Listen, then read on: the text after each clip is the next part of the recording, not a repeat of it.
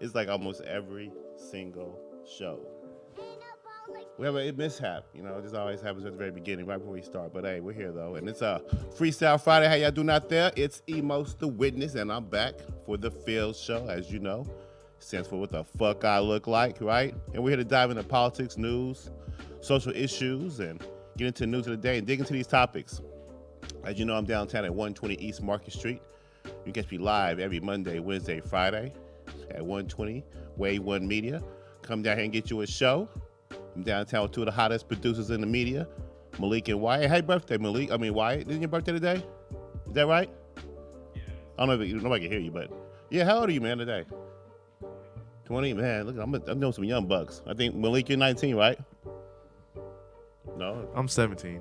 no way. No, I'm just playing. I'm 22. 22 and 20, you guys. Got some young cats here doing some real great things in the society, you know, bringing out a new show, new perspectives. So come down here and get you a show.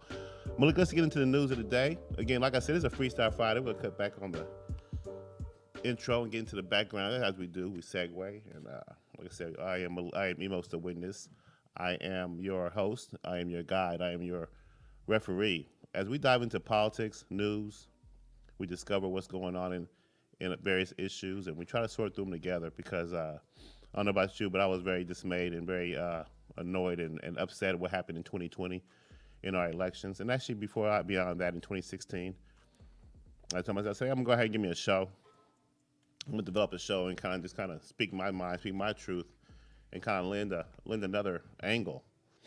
And see if we can hold some of these politicians, some of these leaders accountable, some of these social icons and social leaders accountable as well.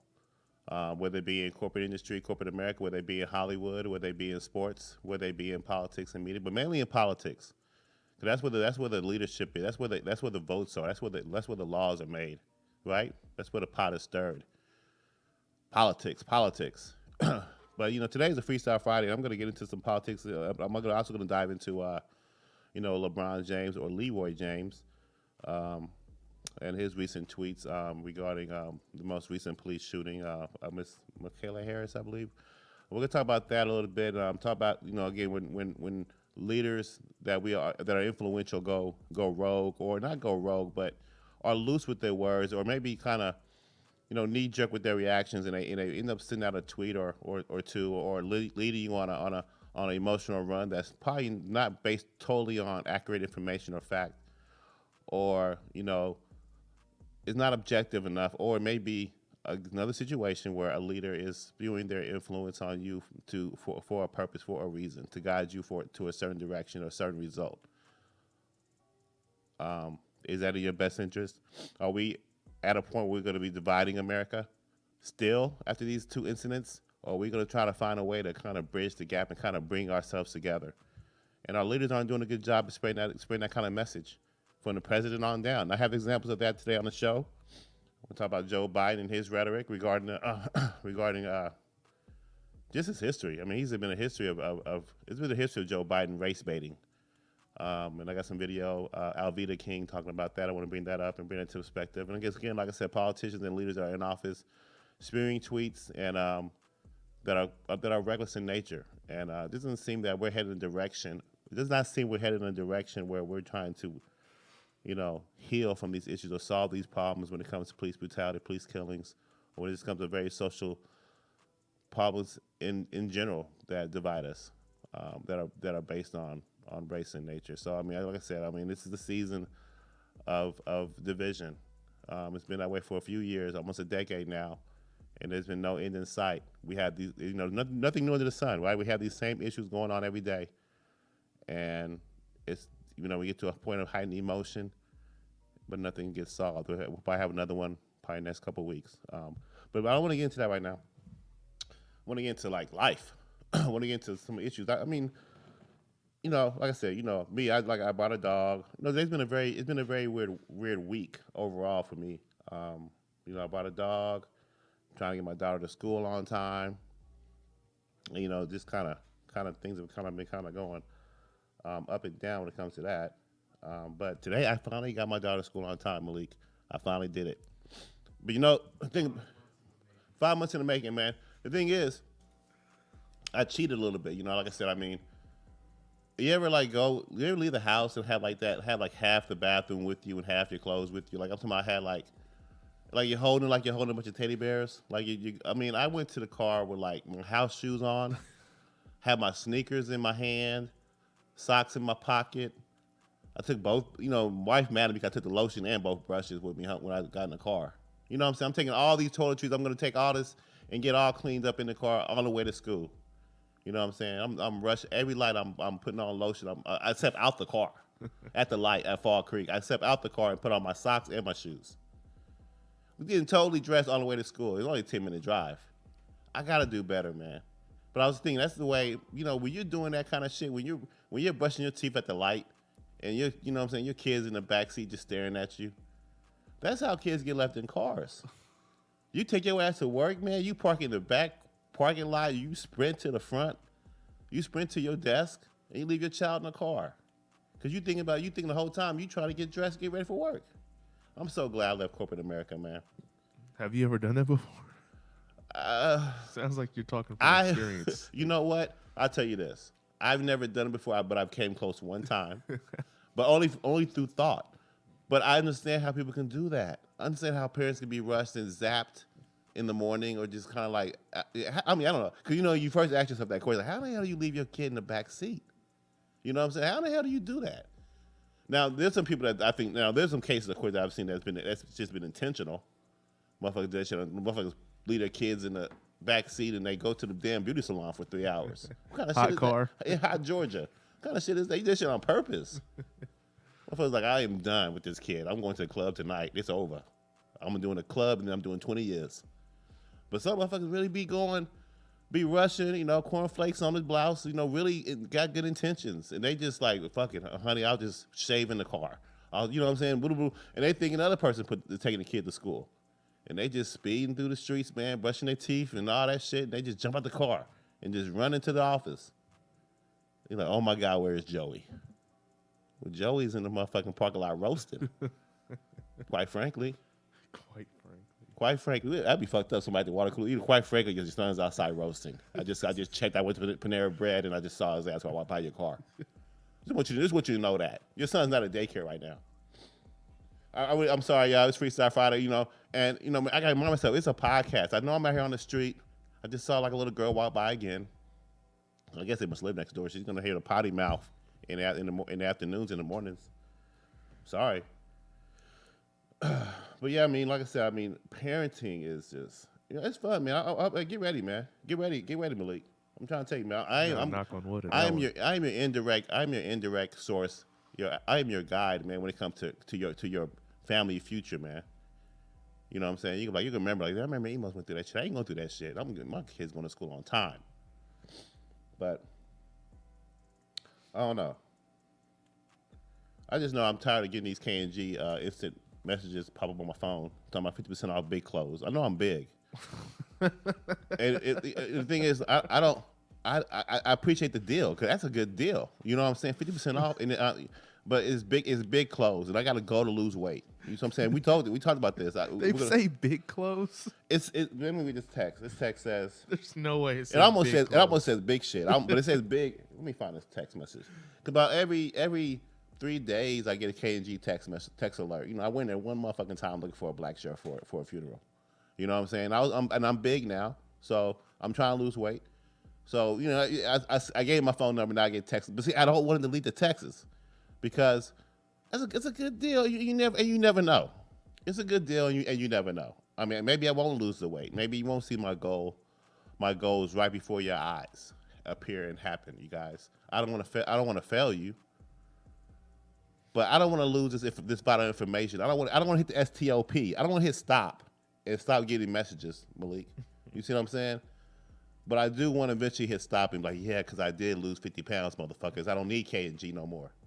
But I got to keep that in my back pocket. But here's the text message. The text was like, let me see. Pull this up real quick. Emos to witness. Hit that subscribe button. Monday, Wednesday, Friday. Okay, you're supposed to say that shit. There's a lot of shit you got to do when you create a show. And I'm not saying I didn't know that shit, but I got to start doing that shit more. I got to start being more consistent, you guys. And you're going to see it. Don't you guys understand? Not only I'm going on another tangent, but don't you understand that together we are building something together? Don't just judge me. You judge yourself, motherfuckers, because you're part of this. Okay? We're building a show. I've never done it before. It's live every Monday, Wednesday, Friday from 10 to 11. And as you know, it's been about 10:15, 10:23. But one day we're going to get on track, you guys. And together we're going to clap and rejoice. Okay? And this is going to be one of the hottest shows because it's going to bring us together and hold truth to power and accountability for these politicians. And we're going to be more informed voters, more informed leaders and civic citizens, giving back and doing our part, being more objective, being more common sense with everything going on. There's too many slants, too many bents, too many, that's not right. What the fuck I look like? That's not true. let me dial into emails to see what's really real. But together we're gonna find the truth. And the truth about K&G is they promote big shit. And I got to tweet this. I got a text this morning. And my phone is jacked up, you guys. I got a new phone coming in the mail pretty soon. I am notorious for dropping phones. But yeah, K&G exclusive deals. Big one, 50% off. I think they're saying it's a big deal. I don't think they're saying big shirt. Hey man, I'm big, so I'm sensitive. I think differently. I'm not. Hold on, there's more to it. 50% off all shoes plus big one free.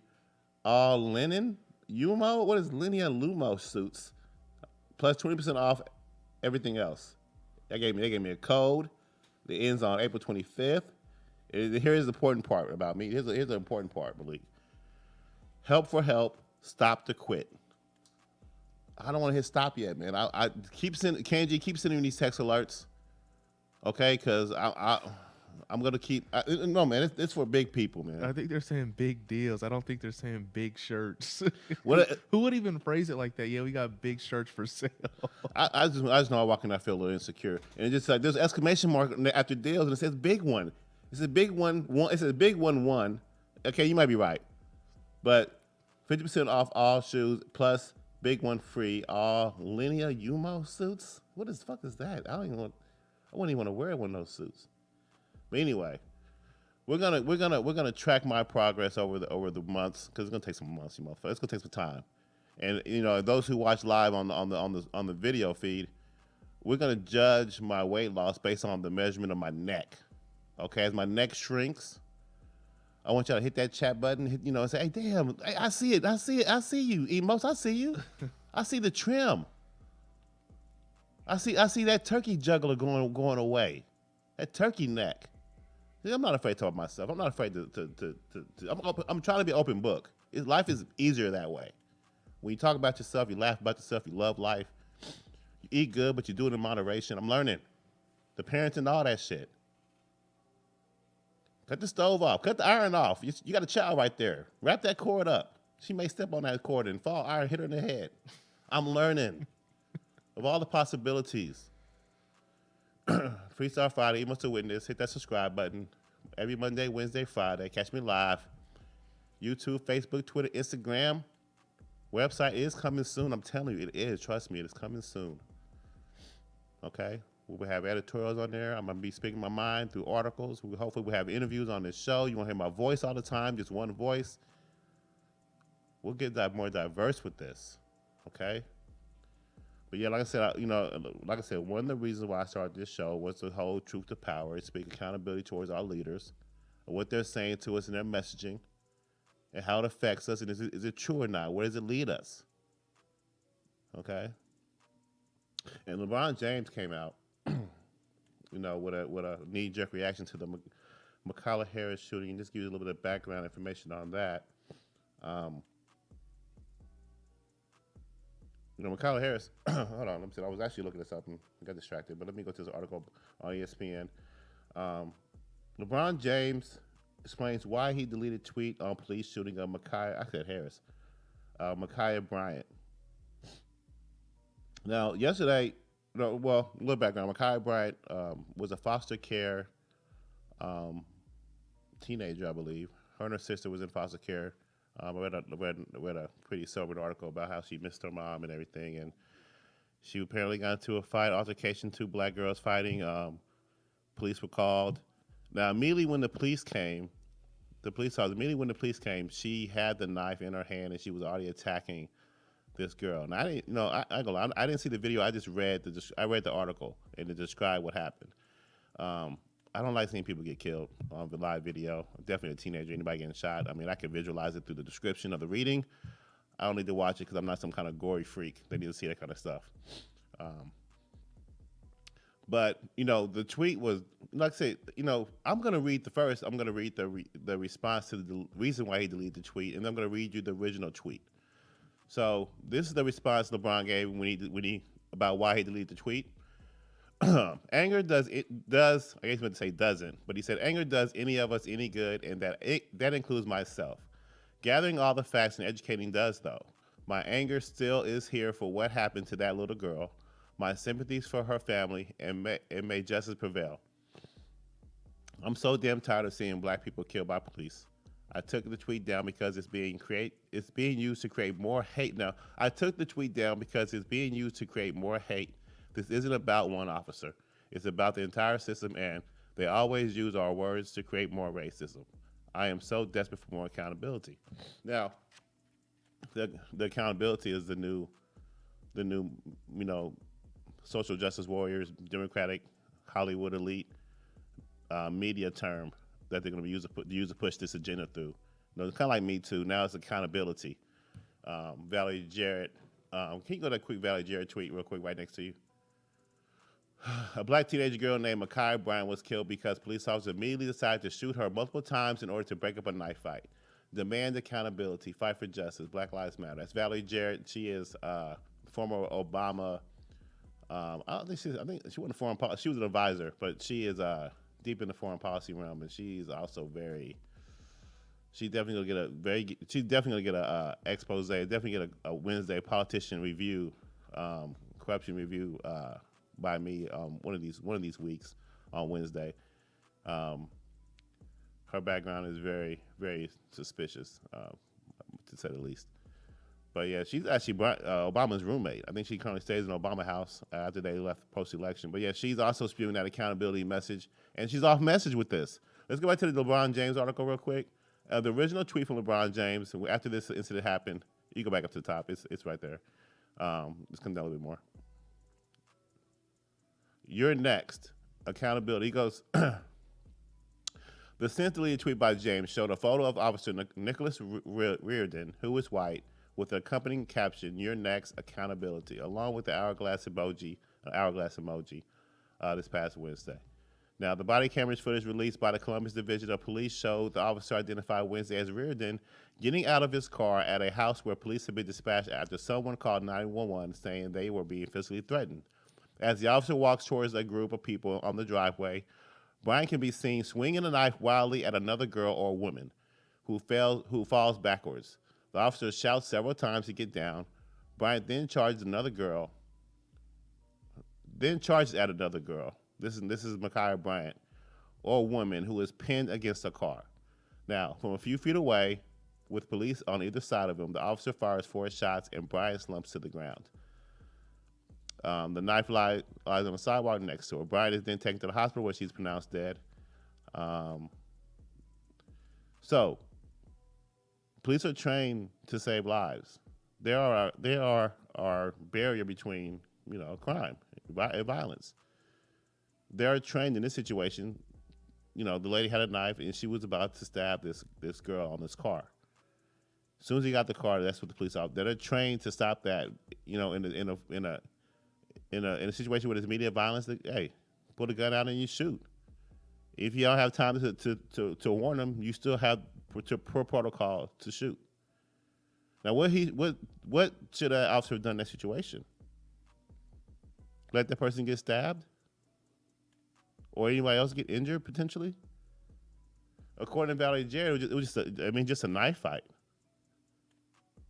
But like I said, if you want to discuss, every situation is different. It's definitely totally different than the David Chauvin trial case. This situation right here, I have no problem with it.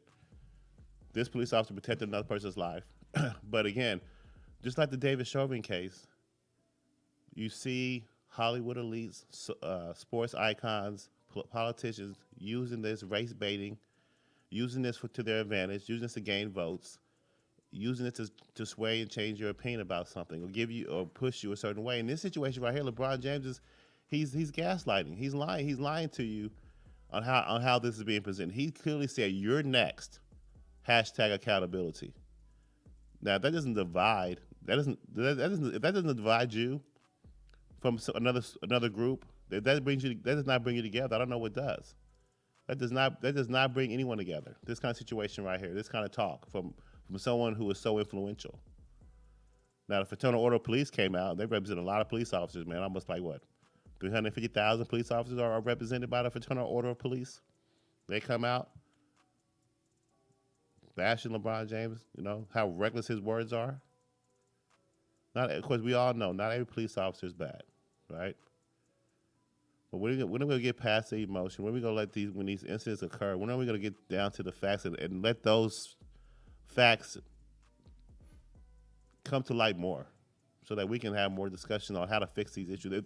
If the protocols are wrong in a situation like that, let's change the rules. Let's continue to weed out the bad officers. It's not easy, but it can be done.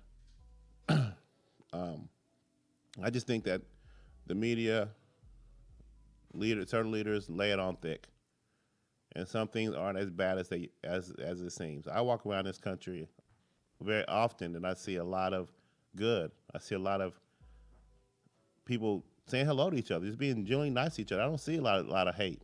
I don't. I see a lot of road rage.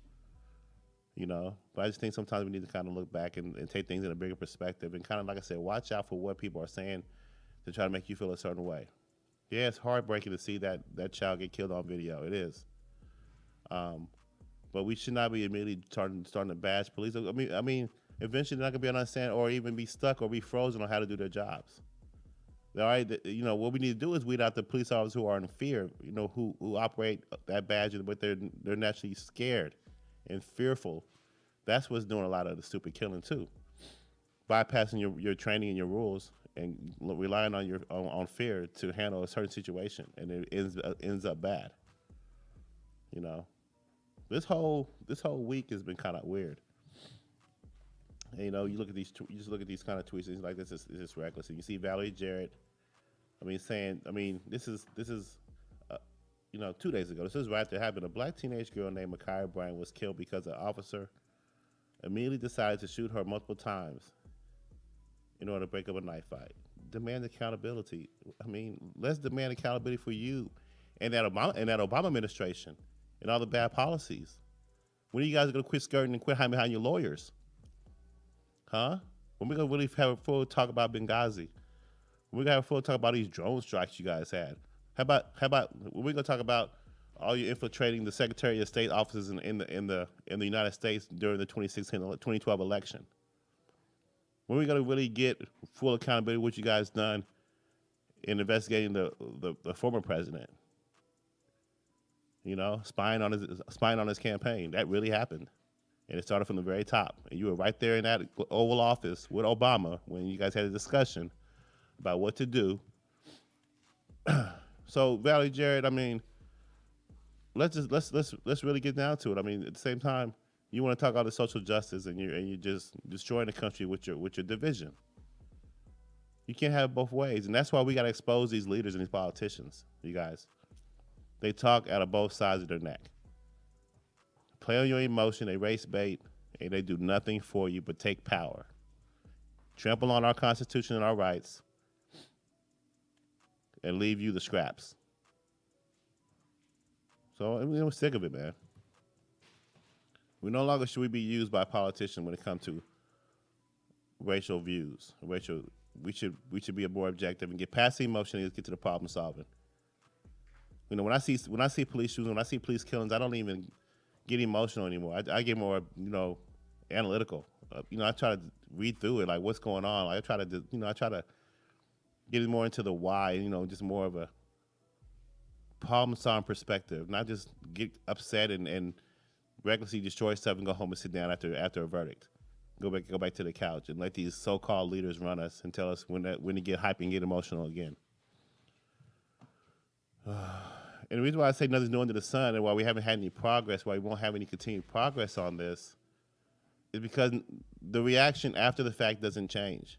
And then you also see that the people who are pushing these things don't appear to have your interest in heart because they still keep on perpetuating division and violence. Look right here. We got to just put this tweet from Andy. I'm not going to say your last name, bro, because I don't know how to pronounce it. He's showing, Antifa and Black Lives Matter still protesting and doing violence in Portland after the David Chauvin trial verdict. Everybody was happy with the verdict.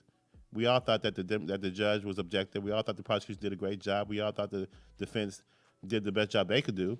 But the evidence is overwhelming. We have a video like that, but I think the message was correct. I think the verdict was correct. I think that it was good for society to see that for the first time. But again, we can't have verdicts and have cases that are not based on the law and the rule of law. We can't base it on emotion, based on public opinion. We have that's just two sides of the coin. We have public opinion poll verdicts, and we have the legal verdict. We got to make sure we keep that legal verdict intact. And I think that everybody did a great job staying within the lines of that. Although the defense can move the case out of the city, but he still was judged by his peers. And how could you? This such was a prolific case, and it was such a national trigger that the whole world knew about it. So everybody was watching closely, and I think it was kind of pretty well. But we got to stop this, and we got to get to some more solutions. Not just getting to these landmarks.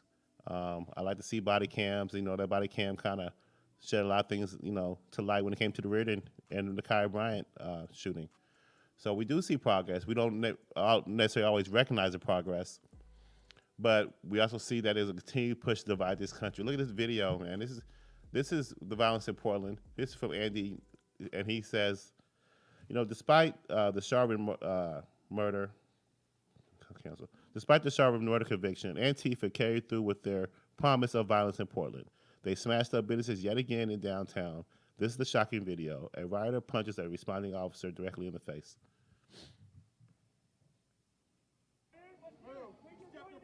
Don't fucking touch me, dude! Don't fucking touch me! You touch me, dude! You stepped in front of my bike. Don't fucking touch me! Don't touch me! Don't touch me! Fuck you! Stay back! This has been declared an unlawful assembly. All persons must immediately leave the area by traveling to the west. Failure to adhere to this order may subject you to arrest, citation, criminal termination, without limited to 2 years. Oh, we can cut it off. So, like I said, just so you know that even after 2020 election, Antifa is still on the prowl. That's the liberal, the media, the Democrats' security apparatus. That's their George Soros funded, group of soldiers that go from city to city causing insurrection, mostly Democratic cities, liberally ran, because they let them, and they go in and they spur all this violence, and they blame it under the umbrella of Black Lives Matter, and you can't really touch them, right? Because they're using all these key words, key wording, and key tones that make you look a certain way if you speak out about, what their so-called cause is, and they're bad for this country, in my opinion. Antifa and Black Lives Matter. Look into their history, look into their background, look into their actions. And again, we'll get into that. We'll get into that topic one day soon too. There's so much to talk about. There's so much going on in this world that you don't see on a day-to-day basis that are so deceptive. And when you get into it deeper, you see, oh wow, there are some dark forces at hand. That's what I'm witnessing here on the Must Witness show. Hit that like, subscribe button. You catch me live every Monday, Wednesday, Friday from 10 to 11 a.m. But we talk about these issues a little more deeper than we would, or from a different angle than we would on the mainstream media. Because as we know, the mainstream media has an agenda. As we know, big tech is censoring, right? As we know, the media is deciding to tell you and let you know what a protest is and what a protest is not. They let they determine what a protest is. Capitol riots, terrorism. Right? Summer of protests, that's patriots, fighting for XYZ. No, not quite. It's race baiting, man. It's Democrats playing their game, playing it well. And I almost forgot about that video I wanted to show. Can we go back to show another example of race baiting? This is what said Joe Biden. This is Alveda King on Fox Business News talking about Joe Biden and his history of race baiting, and it's prevalent. There's a video to show that. Let's go to 2:30 mark on that one. President Biden is very adept at race baiting. He and all of his cohorts and colleagues are. If you throw skin color into a discussion and you step on the emotions of people who have fought to be considered equal in these United States, then you're going to immediately get support and confusion for that position. He is not telling the truth. Voter identification is not voter suppression. Right. He knows that, but he's relying on the emotions of the people who've been downtrodden for so long. to be so disturbed and so outraged that they will not see and hear what is really going on. Well, let me just say. Okay. She's a nail right on the head, you guys. And this is Alveda King. This is the niece of Dr. Martin Luther King Jr. She's been speaking out about, of course, the recent voting law changes in Georgia to kind of correct some of the voting irregularities that happened in 2020. And like I said, that's very important, you guys. 2022 is coming up. 2024 is coming up. Currently, Democrats currently run all three branches. A lot of people feel that the election was stolen. But most importantly, there's a lot of things that went on with changes in the law, when it came to the early voting and the absentee and the absentee balloting and all that stuff. That if that continues, that in that way, and along with illegal immigration, flooding of the border, we just saw an article where they're reviewing the Supreme Court about adding more seats to the Supreme Court. They're talking about making Puerto Rico a 51st state, or D.C. a 51st state, adding more potentially senators, potentially Democratic senators. When you see all these things, you kind of wonder, wow, the balance of power may remain Democratic for decades to come. And do we really want that? And I argue we don't. We don't want that. And I think American people see that, they sense that, and there's a lot of changes coming in that regard. But it might be too late. Let's go back to Bernice King. She could, this whole voting and all these changes and all the suppression and all this openness and voter ID, it may be too late. And let's see how she goes. Let's hit play and continue. If you were in the legislature, if you were still in the legislature, would you, the niece of Martin Luther King Jr., have voted for this new voting law? I would have voted for the new voting law. I don't believe it solves everything. And for me, it's a little bit too late. They should have done something before the last election, honestly, because so many irregularities and so many strange things happened, and yet something must be done. So absolutely, I would have voted for it, but I would have been fighting for it long before this point.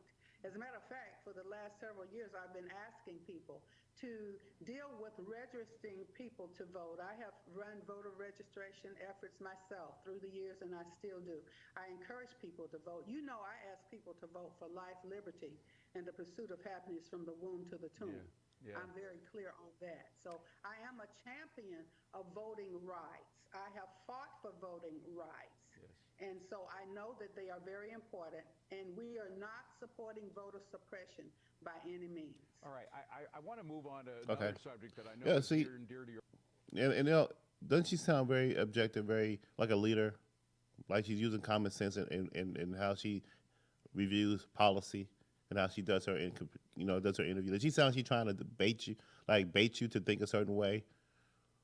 So that you can listen to some of these people on TV, and you're like, what the fuck I look like? I know you're feeding me bullshit. And that's what Stacey Abrams does. She's opposite of Stacey Abrams in Georgia. Stacey Abrams is, I don't know. Like I said, her objective is to cheat as well. Her voting, the laws that she put on the books that she got through, allowed those two senators, Senator Warnock in particular, to win those offices in the Senate this past 2020. And that's what they're fighting. That's what we're trying to stop. We're trying to stop those things from happening. Her sister was one of the judges making the decisions on these changes. And now, people who are against these rule changes to re-secure and solidify our voting rights are crying racism, using race baiting. It all comes from the top down. It comes from Valerie Jarrett, Joe Biden, LeBron James. He's getting the message and he's spreading the message. Stacey Abrams, they're all doing it. It's all, how well will they get away with it is the question. I appreciate LeBron James and his efforts, man, to make life better for African Americans. I really do. I applaud him for all the things he does in that regard. But sometimes when he comes out here and he speaks his message, he fumbles. Look at China. Look what happened in China. Look what happened when he tried to speak out and all that money the NBA lost. You're supporting China, but you're against U.S. policies. It's a bad life. It's almost like when it's convenient for you to do so, And when is it convenient for you to do so? Is when you're tapped by corporate America to do so. You know, he's thinking about his pockets when he spoke out against China. He wasn't totally for social justice in that situation. Even with the George Floyd situation, I mean, or the shoot, or the, any police shooting is like they take it to the limit where it almost sounds like they're putting people's feet to the fire, or they mean well, or their intentions are well. But when that corporate dollar, it's like it's masked under a corporate sheen. Our protest. You know, it's like, let's not go too far where messing the money up. Can we still play ball? Can you guys still speak on these issues and still play ball? Can we still hoop? Can we still make money? That's what the owners are saying. Yeah, LeBron, we'll support your cause. Just let us be let us be the gatekeeper of it. Don't go too far with it. Your message. As long as we can still hoop. Can you get these other players to play ball? Will they still hoop with us? If we can kind of do some kind of corporate messaging about this stuff, you know, can we get you guys to take that vaccine? Can you guys promote that vaccine to your people, please? We're still gonna play ball though. Can y'all still do 2-a-days? See, it's not a real protest. It's not a real like, hey, we're gonna walk out now. Some NBA players did. Some NBA players are tired of these shootings and say, you know what, we're not playing anymore. We're done. But what happened? I'm kind of talking in vagueness, but LeBron James came back and said, hey, no, let's hoop, you guys. We can do this. And still, we're already in the bubble. Come on, guys. I'm trying to win a championship. There's more self-interest than anything when it comes to Hollywood icons, Hollywood elite, sports icons, if you will, or leaders, and people in Congress. Is all self-interest in primarily. Then it's about you, maybe. Line their pockets, and how much influence and power can they get from you. They want to be likable, but they don't want to help you. They expose themselves. When has LeBron James or anybody in Hollywood over the last 5 years gave you a message that brought us together? That was a real attempt to bring us together from all this political rhetoric. I've seen Jim Carrey paint murals of Donald Trump covered in blood. I've seen Snoop Dogg hold guns to a fake Donald Trump on video. I've seen various comedians threaten assassination attempts. I've seen Robert De Niro cuss out Donald Trump full birds, man, on TV, on like late night talk shows. Every late night talk show host is speaking anti-Trump.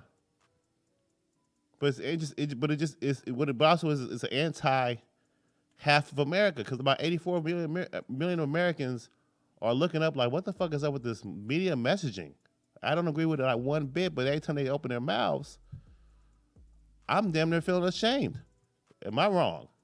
And we need more representation out here to push back against that kind of narrative. Get your own show, get your own editorials, get your own blog, speak to people. Spread out your news sources and how you get your information. Hold truth to power. Because if we don't, they're going to trample over our constitutional rights, our values, and everything we believe in.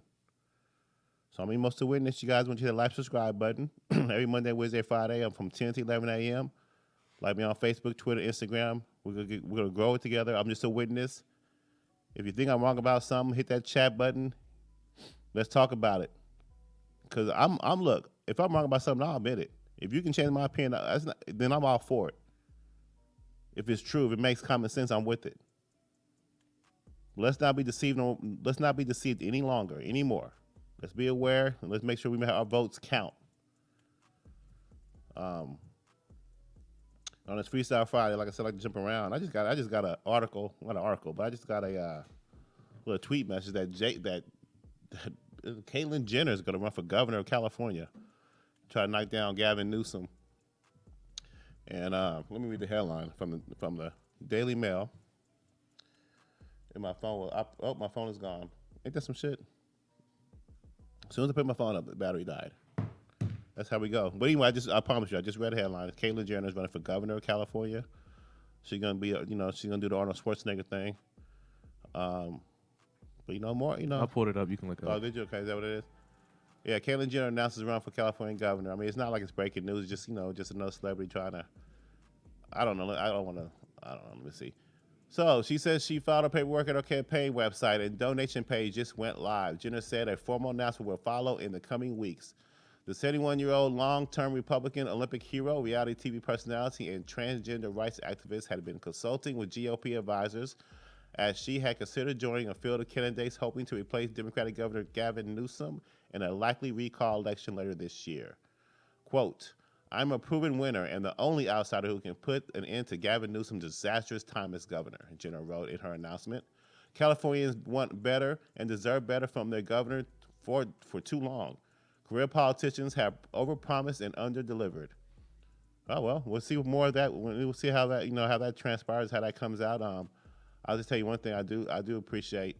We are a diverse country, so I do appreciate the diversity in our leaders. So I do appreciate Caitlyn Jenner stepping up. I also like how she's mentioning,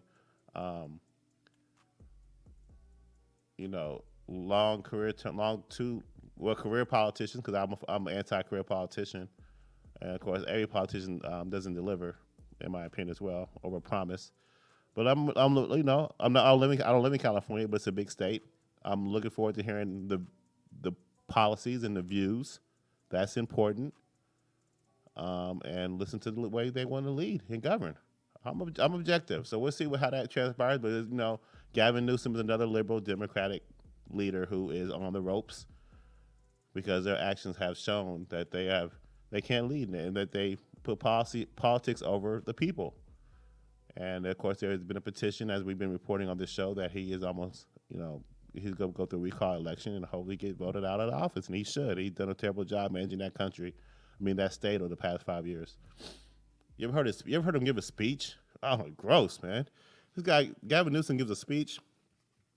He sounds like he just kind of just went up inside Obama's ass and say, he truly sounds like Barack Obama's, his speech pattern, his cadence. Like he just went to the school of Obama speaking and enunciation, college and preparatory school. I don't know why I said all that. But anyway, that was some breaking news right there. But again, it's good because you have more choices, right? And I think we need more choices. I think it shouldn't really be about necessarily a battle of capitalism versus socialism. And like I told you, I appreciate capitalism in certain ways and certain benefits of it. But there are some things about capitalism that needs to be cleaned up. But there's a article by Unbiased America where a study finds that, well, not that one. Well, the National Institute of Civil Discourse, 24,000 Americans from across the country have already joined the Common Sense American movement to govern together. We are a politically balanced group of up to 25% Republicans, 44% independents, 25% Democrats, and 6% third parties. The mission we're on together is to find and champion issues that 2/3 of us can agree on. Here's a quick look at the progress we've made together so far. Members share ideas about issues. Members rated 16 proposals from 8 issues and have selected the ones we're going to focus on this year. We have started randomly assigning members to selected issues. The briefs are out, and the members are reviewing the proposals and weighing in on the solutions that they support. Members have also committed to contact their local representatives. Congress has already taken notice. In September, the House Select Committee of Modernization of the Congress invited our Executive Director, Keith Allred, to listen to his testimony. Also, the staff of a few relative committees have seen early results, and as so helpful that they're working with us to make sure we get maximum attention. So this is a group that came together to actually try to find solutions to the gridlock in Congress, to all the nonsense, all the delays and procrastination. This is a group that's trying to actually come together as a people to make this country better, instead of always listening to division and divisiveness every single day from our current leaders. We're showing them how it's done. We're trying to find another solution. That we're trying to change this. There are people really trying to change this country, because the direction that it's headed right now is either more of the same, and it's going to just get worse. A lot of countries are already fed up about us and how we handle our business. We're in a lot of debt. We overtax. Gavin. Let's say it's Freestyle Friday, so I jump around. But you know, our transportation secretary is currently proposing another gas tax hike. You know, a gas tax. You know, you look at like I say, you look at the corporate taxes increasing. You look at all these things. You know, is our dollar getting weak, or is it going to stay strong? Are we in an economic boom or prosperity, or are we going to be in for a nuclear winter and a fall, and some kind of fall letdown? You know, all these things are up in the air. You know, it's not.